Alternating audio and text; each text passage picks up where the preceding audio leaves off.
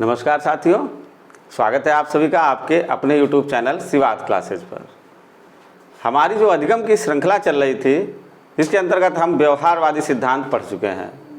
मुख्य रूप से हमने पढ़े उद्दीपक अनुक्रिया सिद्धांत थार्नडाइक का, क्रिया प्रसूत अनुबंधन सिद्धांत स्किनर का, अनुबंधित अनुक्रिया सिद्धांत पावलोव का, प्रतिस्थापन सिद्धांत गुथरी का और पुनर्वलन का सिद्धांत जो कि क्लार्केल हल के द्वारा दिया गया।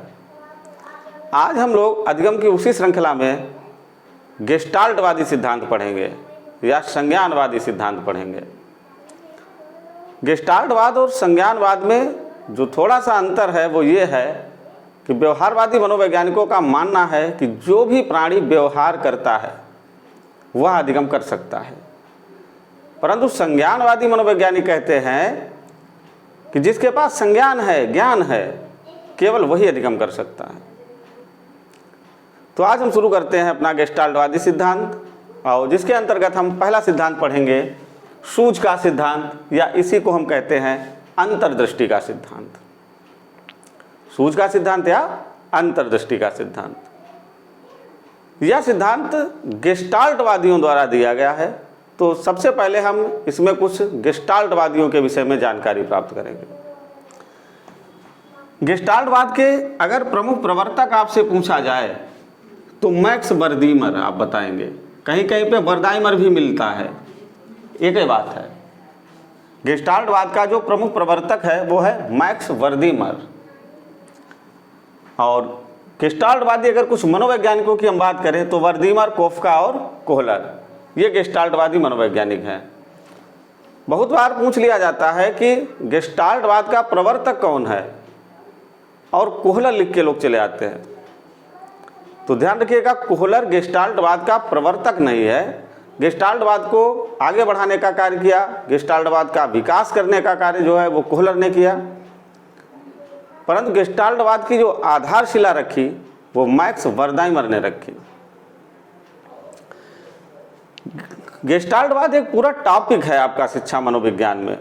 मनोविज्ञान के प्रमुख संप्रदाय या मनोविज्ञान के जो स्कूल हैं उसमें हम गेस्टाल्टवाद, व्यवहारवाद सभी को पढ़ेंगे विस्तृत तरीके से। लेकिन यहाँ पर थोड़ी सी जानकारी गेस्टाल्टवाद के विषय में कि गेस्टाल्ट है क्या। तो पहला प्रश्न यहीं से आएगा, गेस्टाल्टवाद के प्रमुख प्रवर्तक कौन है? तब आप बताओगे मैक्स वर्दीमर गेस्टाल्टवाद के प्रमुख प्रवर्तक हैं। गेस्टाल्टवादी मनोवैज्ञानिकों में वर्दीमर, कोफका और कोहलर का नाम आता है। देखिए, ये आपका जो सिलेबस है SCERT का, उसी के अकॉर्डिंग चल रहा है। जैसा हमारा उत्तर प्रदेश प्राथमिक शिक्षक भर्ती परीक्षा में सिलेबस दिया गया है कि हम SCERT के सिलेबस को ही मानेंगे, सेम उसी के अकॉर्डिंग ये हमारा टॉपिक सब चलेगा। गेस्टाल्टवाद की विचारधारा आई कब? ये तो गेस्टाल्टवाद आया है 1912 में। गेस्टाल्टवाद की विचारधारा कब आई? 1912 में आई, मैक्स वर्दीमर के द्वारा। तो गेस्टाल्टवाद का प्रवर्तक पूछेंगे तो मैक्स वर्दीमर, और गेस्टाल्टवादी विचारधारा कब आती है तब आप बताओगे 1912 में आती है। अब हम बात करें कि गेस्टाल्ट का अर्थ क्या है। इस गेस्टाल्ट का अर्थ क्या होता है? तो गेस्टाल्ट का अर्थ होता है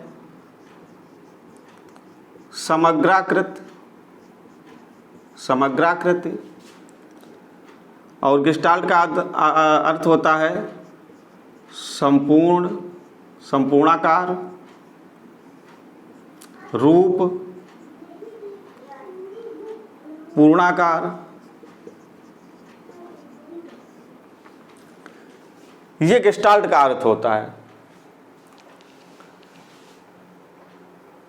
सबसे पहले जब थार्नडाइक ने अपना उद्दीपक अनुक्रिया सिद्धांत दिया और बताया कि प्राणी जो सीखता है वो प्रयास और त्रुटि के माध्यम से सीखता है।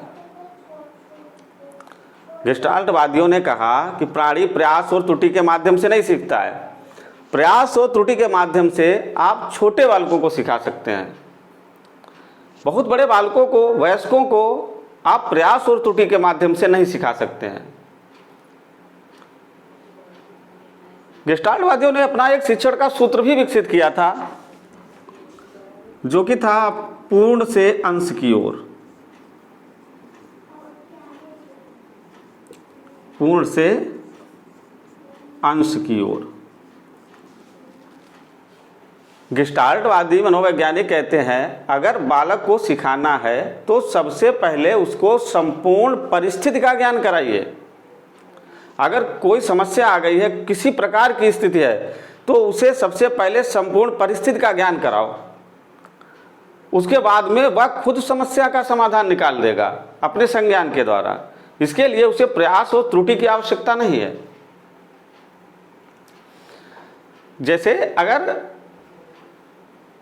हम कहें कि नाक है, कान है, आंख है, गेस्टाल्टवादी कहते हैं कि इन सबको अलग अलग ना बता करके एक साथ मिला करके हम कहते हैं जो आकृति है वो क्या है, वो चेहरा है, पूरा मुंह है, और सभी अंगों को एक साथ मिलाकर हम कहते हैं ये मानव है।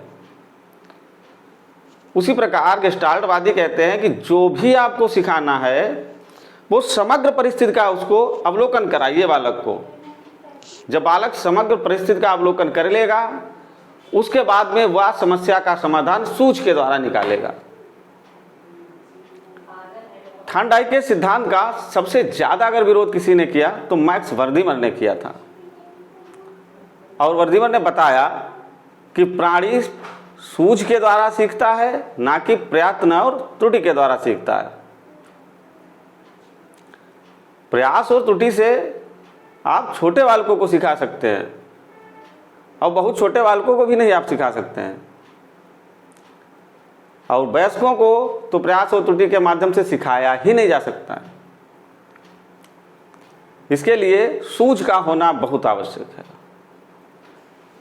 गेस्टाल्टवादी कहते हैं कि बालक को सिखाने के लिए सबसे पहले हमें समग्र आकृति का अवलोकन करना है।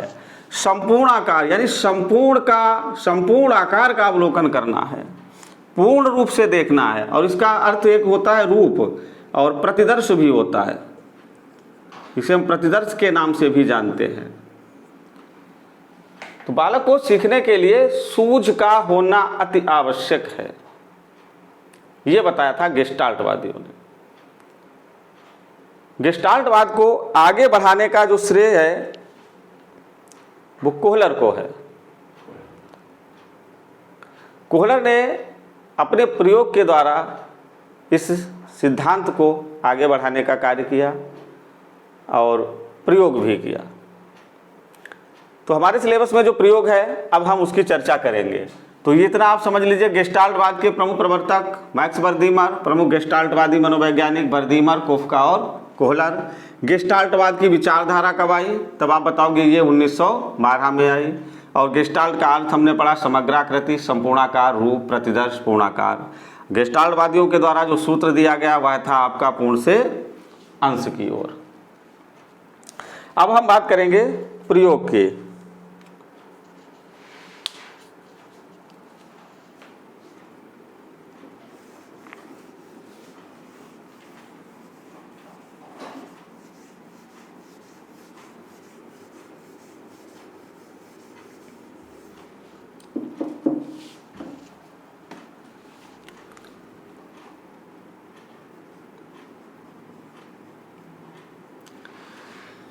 प्रयोग क्या था? तो पहली बात तो ये समझ लीजिए, प्रयोग किसने किया, यानी प्रयोगकर्ता कौन था? तो प्रयोगकर्ता थे कोहलर। कोहलर ने प्रयोग किया था। कोहलर अमेरिका के एक द्वीप पर, अमेरिकी द्वीप जिसका नाम था कैनेरी द्वीप पर जाते हैं। और ये बात है 1913 से 1918 के मध्य की। कोहलर ने प्रयोग अपना कब किया? 1913 से 1918 के मध्य में कैनेरी द्वीप पर, जहां पर बहुत से वनमानुष रहते थे। उसमें से एक वनमानुष कोहलर को थोड़ा सा अलग लगा, थोड़ा सा बुद्धिमान लगा। तो कोहलर ने अपना प्रयोग उसी बुद्धिमान वनमानुष पर किया और उसका नाम रखा सुल्तान। सुल्तान कोहलर ने अपना प्रयोग किस पर किया, तब आप बताओगे। कोहलर ने अपना प्रयोग सुल्तान नामक वनमानुष पर किया। चिंपैंजी लिखा हो तो चिंपैंजी पर किया।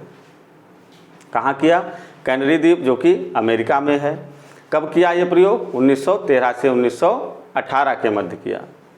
और इस सिद्धांत का जो प्रतिपादन था वह किया गया सन 1925 में।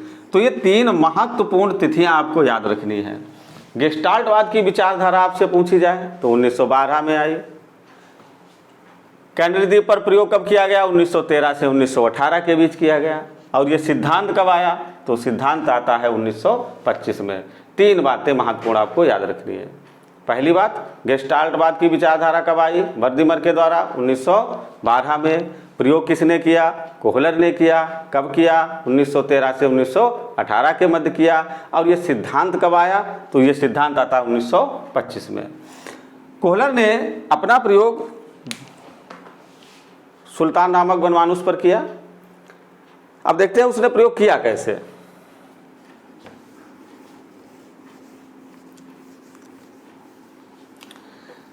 कोहलर ने 2 प्रयोग किए। सबसे पहले हम बात करेंगे छड़ी समस्या प्रयोग। छड़ी समस्या प्रयोग, इसके लिए कोहलर ने वाक्स लिए। प्रयोग नंबर 1 इस प्रकार से कोहलर ने वाक्स लिए। प्रयोग नंबर 2, प्रयोग नंबर 3। यहां पर उसने सुल्तान को रखा, इस बॉक्स में सुल्तान को रखा। और यहां पर एक छड़ रख दी और बाहर रख दिए यहां पर केले। केले रख दिए।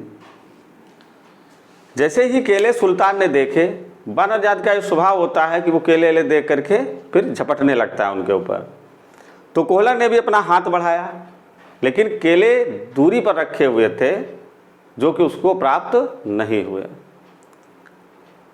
थोड़ी देर सुल्तान बैठा रहा और उसके बाद में अचानक से उसके मन में विचार आया कि क्यों ना हम इस छड़ी से केले प्राप्त कर लें।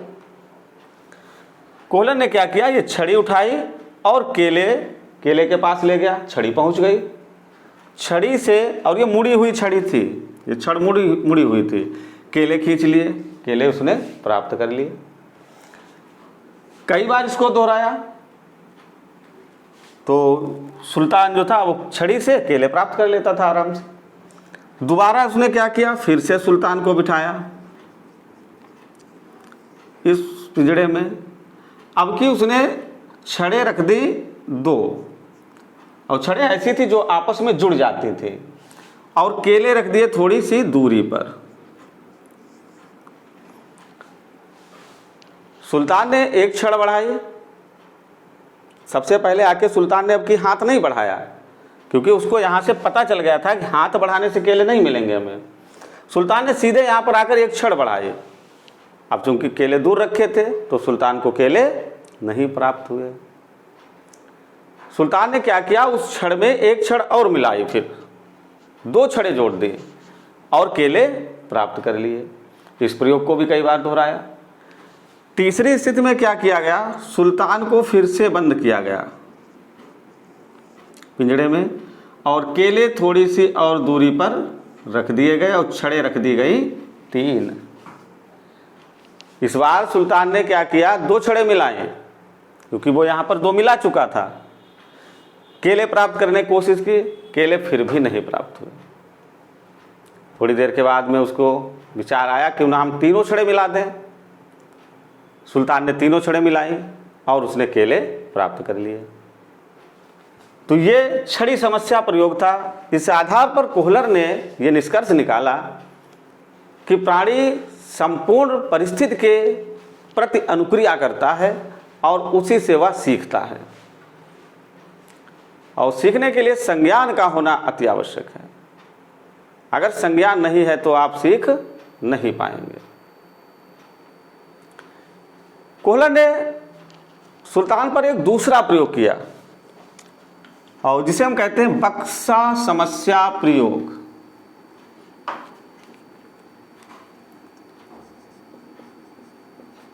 बक्सा समस्या प्रयोग।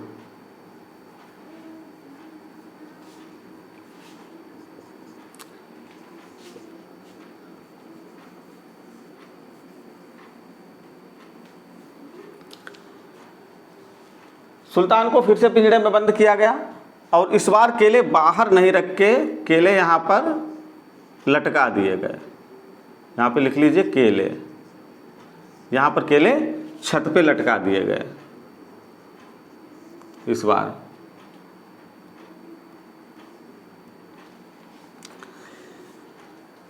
जैसे केले देखे सुल्तान ने उछल कूद करना प्रारंभ कर दिया, लेकिन केले इतनी ऊंचाई पर लगे हुए थे कि वो सुल्तान को प्राप्त नहीं हो रहे थे। ऊंचाई ज्यादा थी केलों की, सुल्तान को केले प्राप्त नहीं हो रहे थे। कोहलर ने क्या किया, उस पिंजड़े में एक बॉक्स रख दिया था।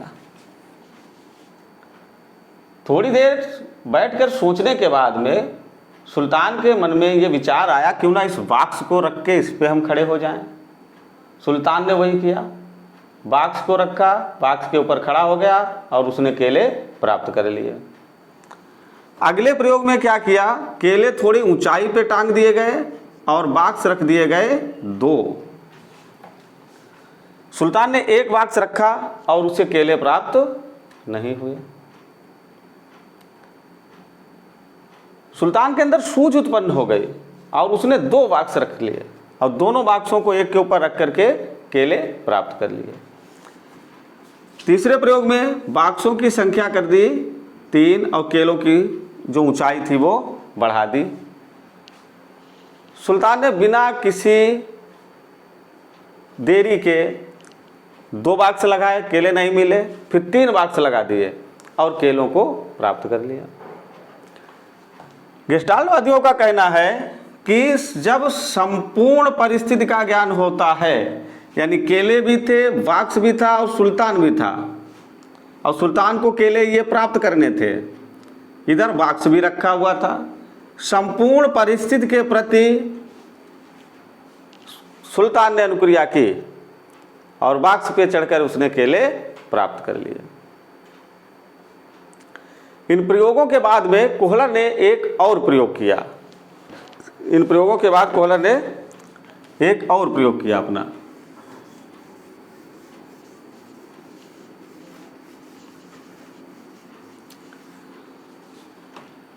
कोहलर ने एक पुनः बॉक्स लिया, बड़ा बॉक्स लिया और छत में केले लगा दिए। ये केले जो है छत में टांग दिए और यहाँ पर उसने बॉक्स रख दिए। इस बार कोहलर ने अकेले सुल्तान को ही नहीं बंद किया, बल्कि सुल्तान के कई एक साथियों को भी बंद किया। सुल्तान प्लस सुल्तान के कई एक साथी, सबको बंद कर दिया।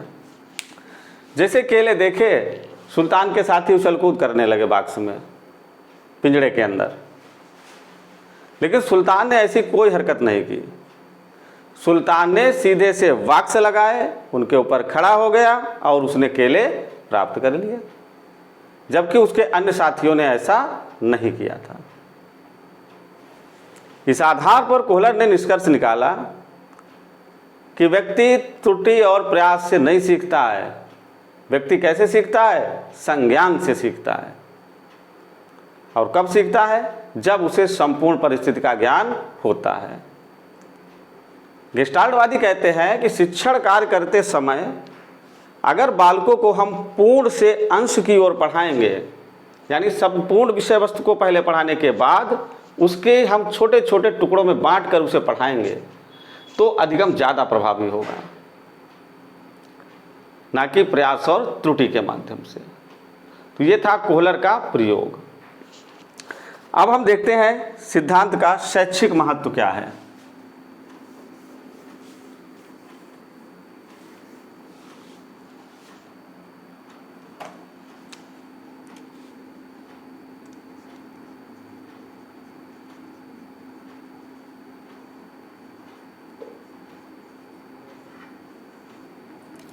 इस सिद्धांत का शैक्षिक महत्व क्या है। शैक्षिक महत्व की अगर हम चर्चा करें तो सबसे पहला और महत्वपूर्ण शैक्षिक महत्व तो इसका यही है कि जो पाठ्यक्रम है, जो हम बालकों को पाठ्यक्रम पढ़ाते हैं, पाठ्यक्रम को संगठित रूप से प्रस्तुत करना।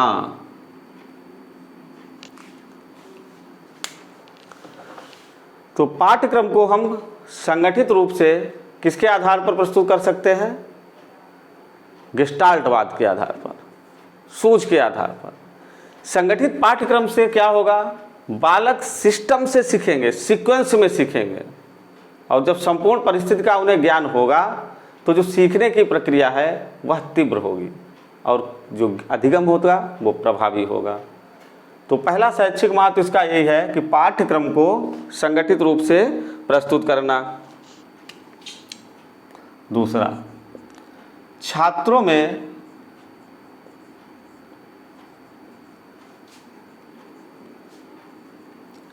सूझ उत्पन्न करने के लिए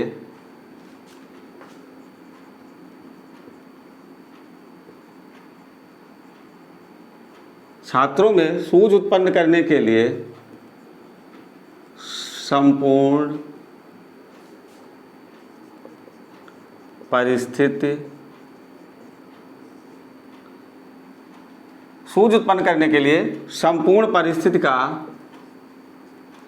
अवलोकन करना।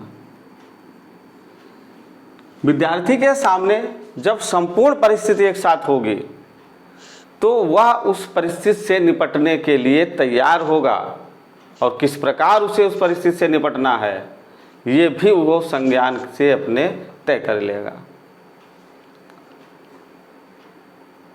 जैसे संगीत में 7 स्वर होते हैं, अगर आप अलग अलग उनको पढ़ाएंगे सा रे गा मा तो उनका कोई महत्व नहीं है, लेकिन जब वे सातों आपस में मिल जाते हैं तो हमें संगीत प्राप्त होता है और पढ़ने में अच्छे लगते हैं। जैसे मानव को देखने पर आप नहीं कहोगे 2 हाथ जा रहे हैं, 1 पैर जा रहा है। संपूर्ण अंगों को मिलाने से जो एक शरीर प्राप्त होता है उसे मानव कहा जाता है।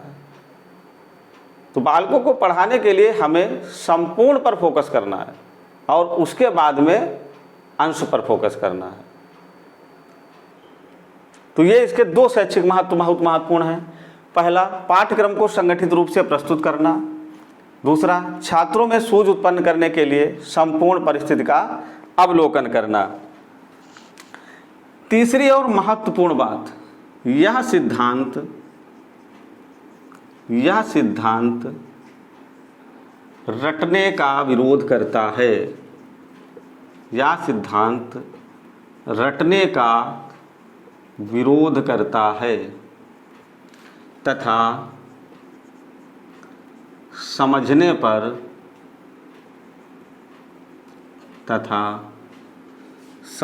पर बल देता है।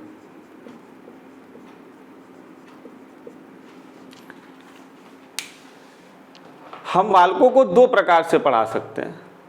आशुबेल के अनुसार तो हम 4 प्रकार से पढ़ाएंगे, भी चारों प्रकार आपको आगे आने वाले वीडियो में समझाएंगे। तो जो रटकर सीखना होता है वह अस्थायी होता है। आपने आज रटा, आप निश्चित 2-4-10 दिन के बाद भूल जाओगे, महीने बाद, 2 महीने बाद। लेकिन जो कंसेप्ट क्लियर हैं आपके, जो आपके मस्तिष्क में है, वो आप कभी भी नहीं भूलोगे। गेस्टाल्टवाद इसी पर आधारित है। गेस्टाल्टवाद कहता है कि किसी विषय को रटना नहीं है, जब हमारे सामने परिस्थितियां होंगी तो हम उन संपूर्ण परिस्थिति का अवलोकन करके उस समस्या से समाधान प्राप्त कर लेंगे। तो यह सिद्धांत रटने का क्या करता है? विरोध करता है और समझने पर बल देता है। अर्थात हमें छात्र छात्राओं को जो भी पढ़ाना है तो समझाकर पढ़ाना चाहिए, ना कि उन्हें रटवाकर। रटने से ज्ञान हमारा जो है वो अस्थायी होता है, जबकि समझने से वो स्थायी हो जाता है। अगली देखिए,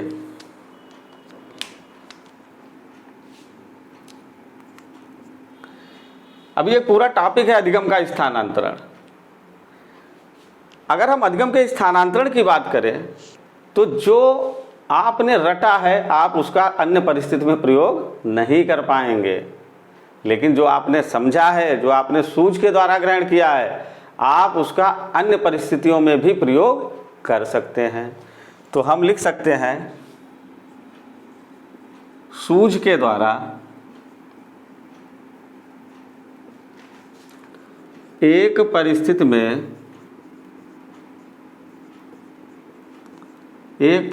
में सीखे गए ज्ञान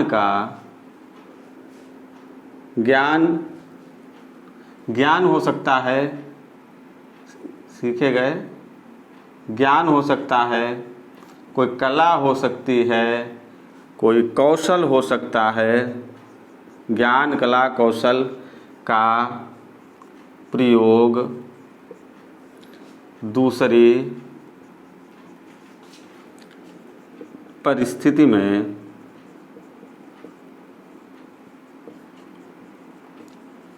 किया जा सकता है।